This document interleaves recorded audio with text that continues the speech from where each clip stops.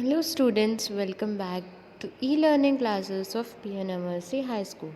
As you all know, we have started with chapter 12 of our science subject, and name of chapter is electricity and circuit.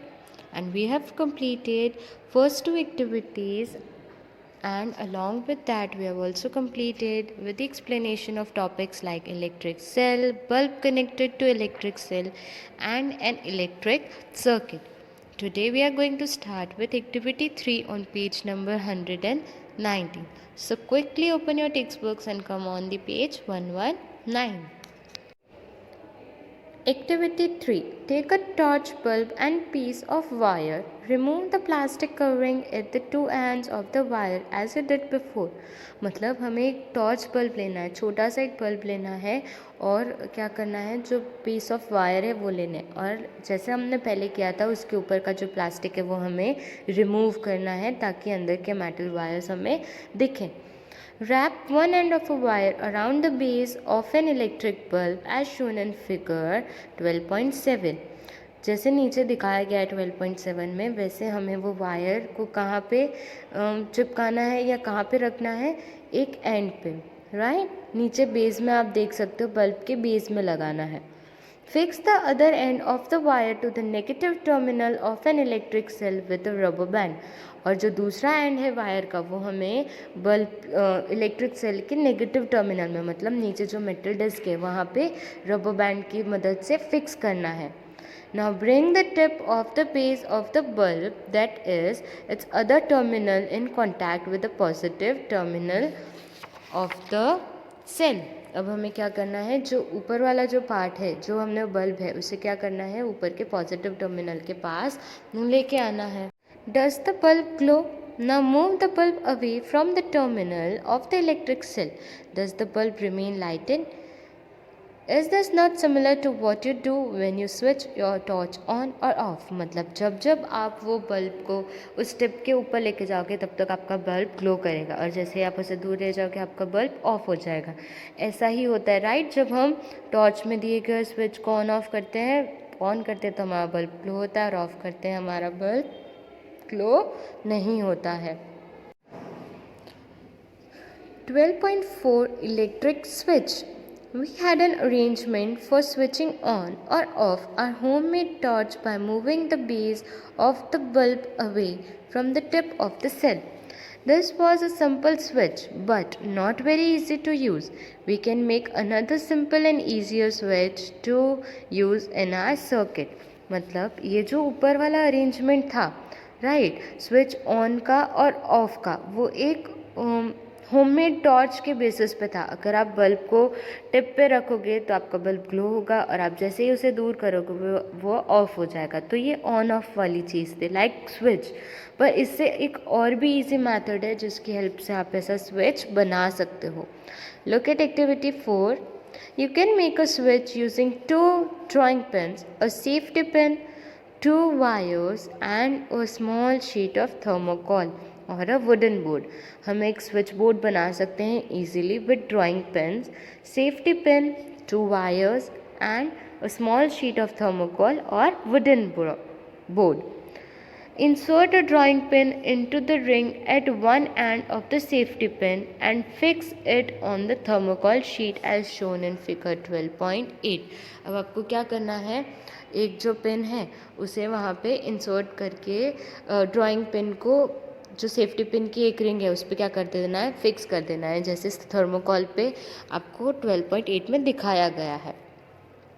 Make sure that the safety pin can be rotate freely. पर आपको इतना make sure करना है कि जो आपकी safety pin है वो ईजिली क्या कर सके, रोटेट कर सके. Now fix the other drawing pin on the thermocol sheet in a way that the free end of safety pin can touch it. अब जो दूसरी ड्राइंग पिन है वो हमें थोड़ा सा दूर थर्मोकॉल पर अटैच करनी है, पर हमें इतना ध्यान रखना है कि जब हम वो सेफ्टी पिन को घुमाएं तो वो सेफ्टी पिन उस ड्राइंग पिन को क्या करनी चाहिए, टच करनी चाहिए. The safety pin fixed in this way would be your switch in this activity. अब ये जो सेफ्टी पिन उस पर टच करेगी वो एक स्विच का काम करेगी. कैसे, आगे पढ़ते हैं. Now make a circuit by conducting an electric cell and a bulb with this switch as shown in figure 12.9.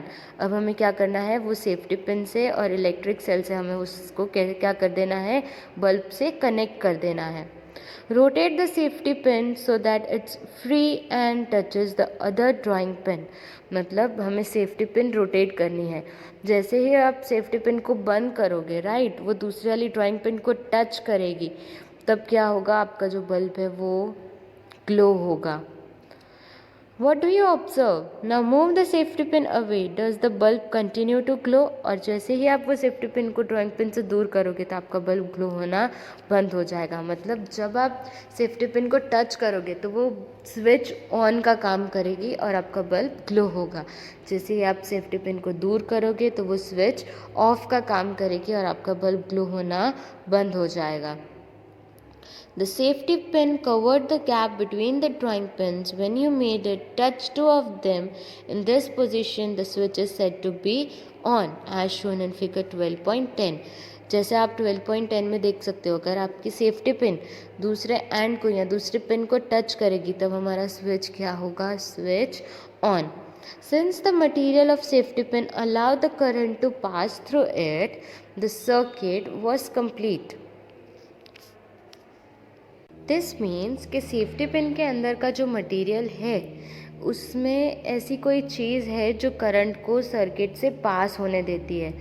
Circuit जो है वो कंप्लीट होता है, इसलिए हमारा बल्ब ग्लो होता है. अब अगर सेफ्टी पिन की जगह मैंने पेंसिल मतलब वुड यूज़ किया होता या प्लास्टिक यूज़ किया होता तो क्या बल्ब जलता? Answer is no. वाई? क्योंकि प्लास्टिक और वुड दोनों करंट पास नहीं होने देते और मेरा सर्किट कंप्लीट नहीं होता, तो मेरा बल्ब भी ग्लो नहीं होता.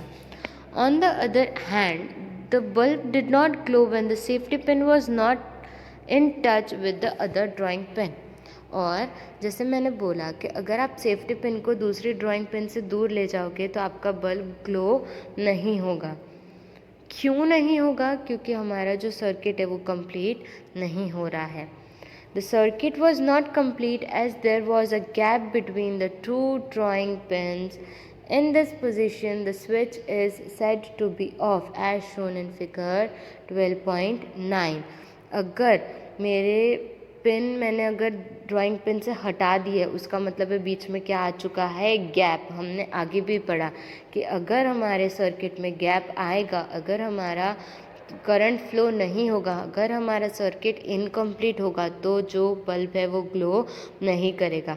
12.9 में आप देख सकते हो सेफ्टी पिन और ड्राइंग पिन के बीच में क्या दिख रहा है, गैप. इसलिए मेरा बल्ब ग्लो नहीं होगा क्योंकि करंट ही पास नहीं हो रहा. Now look at 12.5, that is electric conductors and electric insulators. Okay, first tell me what do you mean by conductor and insulators. Okay, you must not be knowing, so let me tell you that conductor means ऐसी चीज़ें जो like electric current को flow होने देती है, और insulators मतलब ऐसी चीज़ें जो करंट फ्लो नहीं होने देती है. अब हम आगे डिटेल में पढ़ेंगे तो आपको और ज़्यादा क्लियर हो जाएगा. In all are activities we have use metal wires to make a circuit. हमने जितनी भी एक्टिविटीज़ की या जितनी भी एक्टिविटीज़ समझी उसमें हमने क्या यूज़ किया, metal wire. Suppose we use a cotton thread instead of metal wire to make a circuit. Do you think that the bulb will light up in such a circuit? अगर मैंने metal wire की जगह cotton की कोई thread use की होती तो क्या मेरा बल्ब ग्लो होता? आंसर इज़ नो, क्योंकि जो थ्रेड है वो करंट पास होने नहीं देती. तो कॉटन की थ्रेड क्या हो गई, इंसुलेटर्स, और मेटल वायर क्या हो गया, conductors. What materials can be used in electric circuits so that current can pass through them? Let us find out. Now let's look at activity 5. Disconnect the switch from the electric circuit you used for activity 4. हमने जो activity 4 में use किया मतलब safety pin जो use किया, right, उसको हमें क्या करना है, सिर्फ डिस्कनेक्ट करना है और उसकी जगह पे हमें कोई और चीज़ यूज़ करके देखनी है, right. This would leave you with two free ends of wire as shown in figure 12.12a. जैसे आप वो ड्राइंग पेन्स और सेफ्टी पिन निकाल दोगे तो आपके पास दो अलग अलग एंड्स खाली रह जाएंगे, जैसे फिगर 12.a में बताया गया है। Bring the free ends of the two wires close to let them touch each other. Does the bulb light up? You can now use this arrangement to test whether any material allows current to pass through it or not. This means कि अगर आप वो दो ends wire के खुले रहने दोगे तो क्या मेरा बल्ब जलेगा?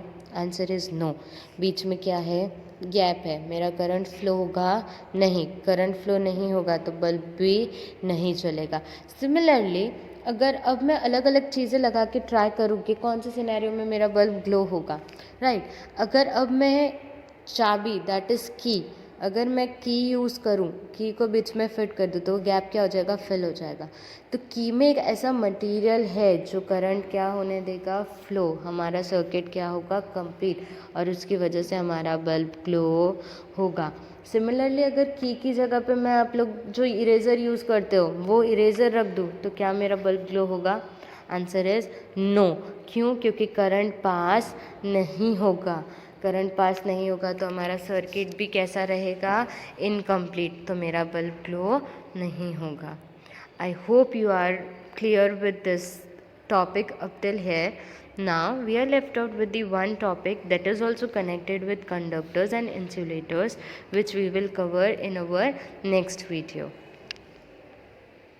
So students, this is all for today's video. Remaining explanation we will continue in our next video. Till then, keep reading this chapter. Stay home, stay safe, take care of yourself. Thank you.